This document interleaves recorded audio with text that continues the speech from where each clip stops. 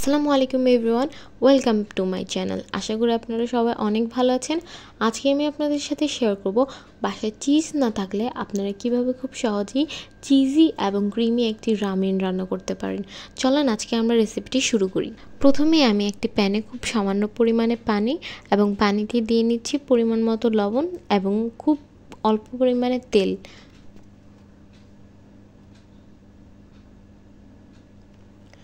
আমি আজকে ইউজ করব ডুডলসের কোরিয়ান রামেন। এটা আমার আগে খাওয়া হয়েছে এবং সত্যি এটা রামেনের মতোই টেস্ট করে, তাই আমি সবসময় এটাই প্রেফার করি। বাট এখানে যে ডুডলসের মধ্যে মশলাটা আছে সেটা আমি দিই না, ওটার ফ্লেভারটা আমার খুব বেশি ভালো লাগে না।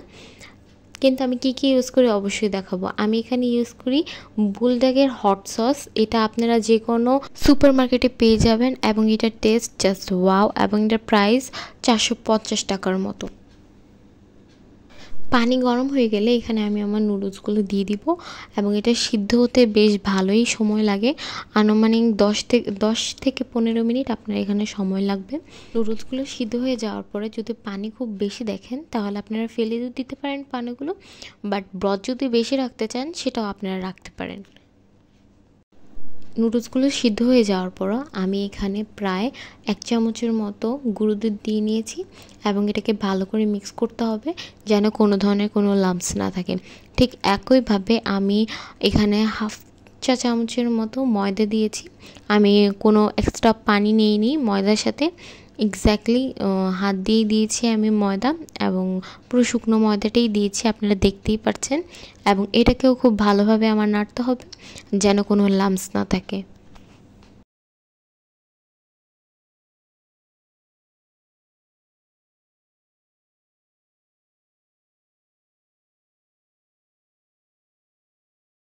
এই পর্যায়ে আমি বুলডগের হট সসটা দিয়ে নিব।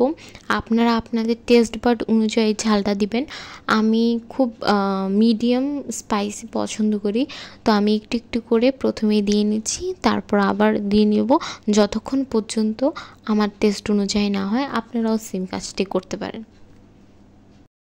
আপনারা কিন্তু চাইলে চিকেন বল বা সসেজ ইউজ করতে পারেন। আমার বাসায় সেই মুহূর্তে ছিল না, যার কারণে আমি দেইনি। বাট যখন আপনারা এগুলি ইউজ করবেন প্রথমে হালকা খুব সামান্য একটু ভেজে নিলে ওটার ফ্লেভারটা আরও একটু বেশি এনহ্যান্স হবে।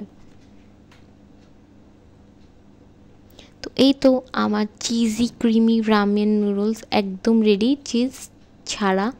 আশা করি আপনাদের সবার আমার ভিডিওটি ভালো লাগবে। সবাই আমার পাশে থাকবেন, লাইক শেয়ার এবং সাবস্ক্রাইব করতে একদমই ভুলবেন না। ধন্যবাদ।